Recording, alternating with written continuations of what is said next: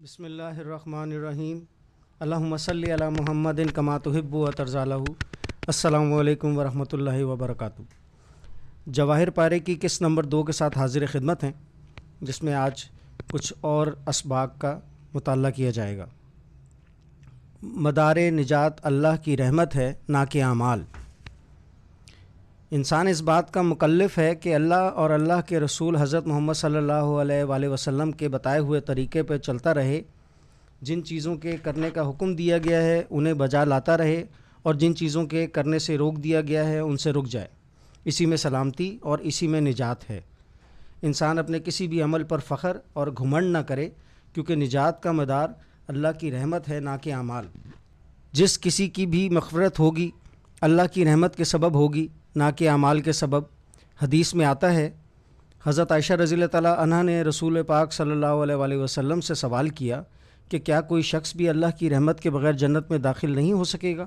آپ صلی اللہ علیہ وسلم نے فرمایا، ہاں، کوئی شخص بھی اللہ کی رحمت کے بغیر جنت میں داخل نہیں ہوگا۔ آپ نے یہ بات 3 مرتبہ فرمائی۔ حضرت عائشہ رضی اللہ تعالیٰ عنہ فرماتی ہیں، میں نے عرض کیا کہ اے اللہ کے رسول صلی اللہ علیہ وآلہ وسلم، کیا آپ بھی اللہ کی رحمت کے بغیر جنت میں نہیں جائیں گے؟ آپ نے اپنے سر مبارک پر ہاتھ رکھ کر فرمایا، ہاں، میں بھی نہیں جاؤں گا، الا یہ کہ اللہ تعالیٰ مجھے اپنی رحمت سے ڈھانپ لیں۔ یہ بات بھی آپ نے 3 مرتبہ فرمائی۔ الغرض انسان کی مغفرت کا اصل سبب تو اللہ تعالیٰ کی رحمت ہے، لیکن چونکہ دنیا دارالاسباب ہے، اس لیے اللہ تعالیٰ نے اعمال کو نجات کا ظاہری سبب بنا دیا ہے، اور وہ انسان کی مغفرت اس کے کسی ایسے عمل کے سبب فرما دیتے ہیں جو اس کے وہم و گمان میں بھی نہیں ہوتا۔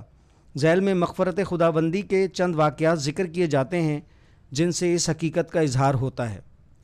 پیاسے کتے کو پانی پلانے کے سبب کنجری کی مغفرت۔ حضرت ابو ہریرہ رضی اللہ تعالیٰ عنہ فرماتے ہیں، رسول پاک صلی اللہ تعالیٰ علیہ وآلہ وسلم نے فرمایا، ایک کنجری کی مغفرت کر دی گئی۔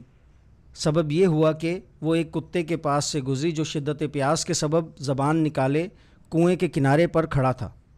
قریب تھا کہ اسے پیاس مار ڈالتی۔ اس عورت نے اپنا موزہ اتارا اور اسے دوپٹہ سے باندھ کر کنویں سے پانی نکالا اور کتے کو پلا دیا۔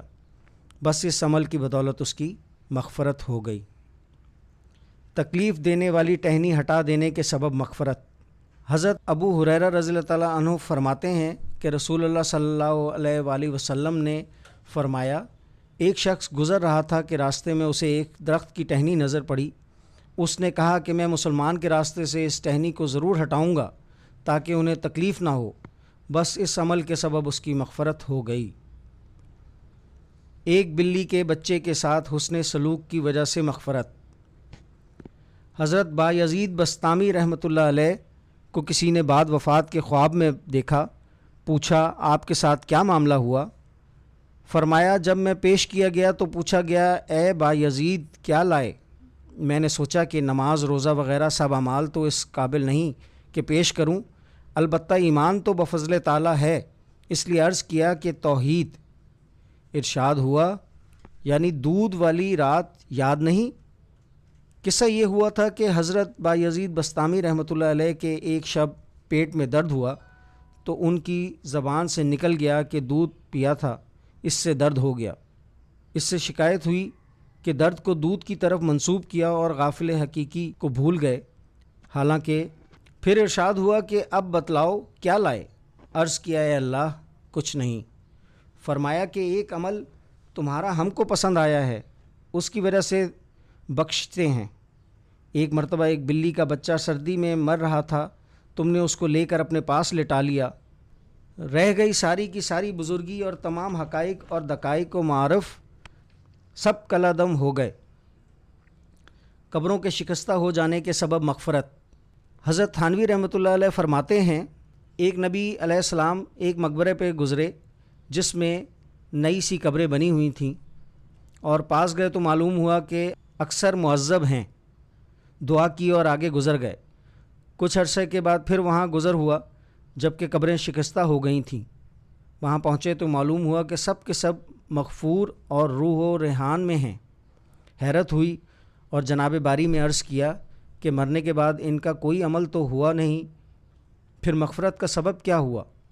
فرمایا، جب ان کی قبریں شکستہ ہو گئیں اور کوئی ان کا پوچھنے والا نہ رہا تو مجھے رحم آیا اور مغفرت کر دی۔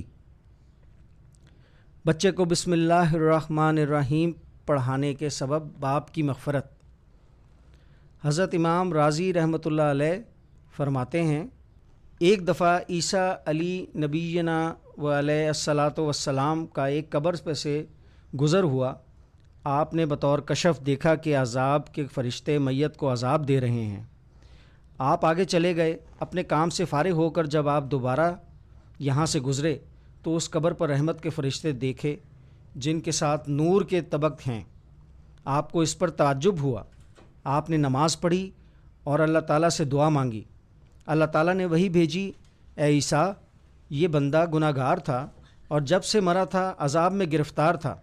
یہ مرتے وقت اپنی بیوی چھوڑ گیا تھا۔ اس عورت نے ایک فرزند جنا اور اس کی پرورش کی یہاں تک کہ بڑا ہوا۔ اس کے بعد اس عورت نے اس فرزند کو مکتب میں بھیجا۔ استاد نے اسے بسم اللہ الرحمن الرحیم پڑھائی۔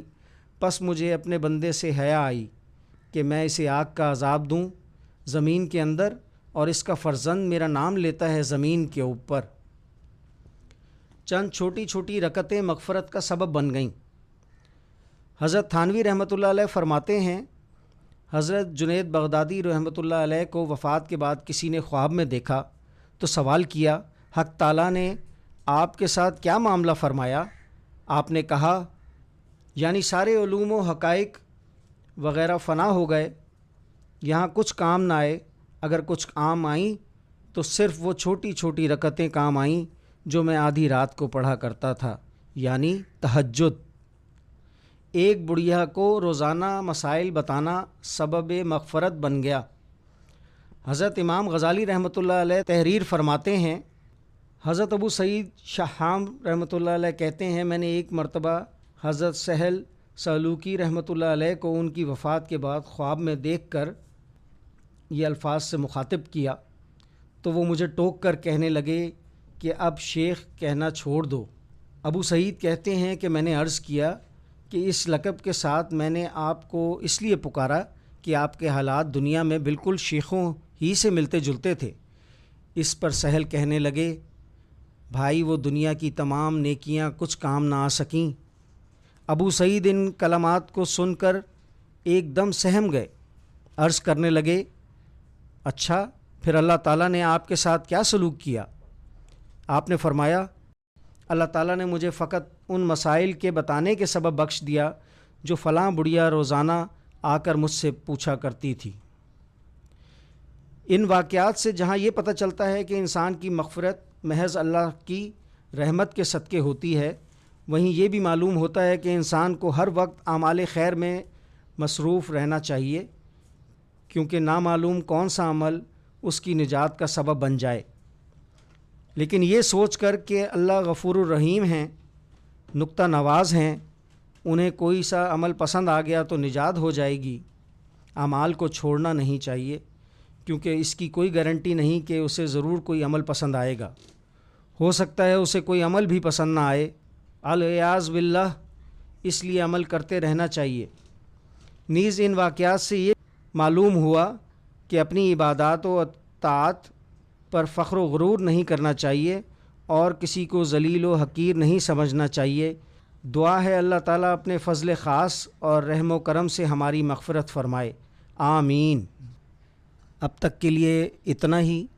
انشاءاللہ بہت جلد جواہر پارے کی اگلی قسط کے ساتھ دوبارہ حاضر ہوں گے۔ تب تک کے لیے السلام علیکم ورحمۃ اللہ وبرکاتہ۔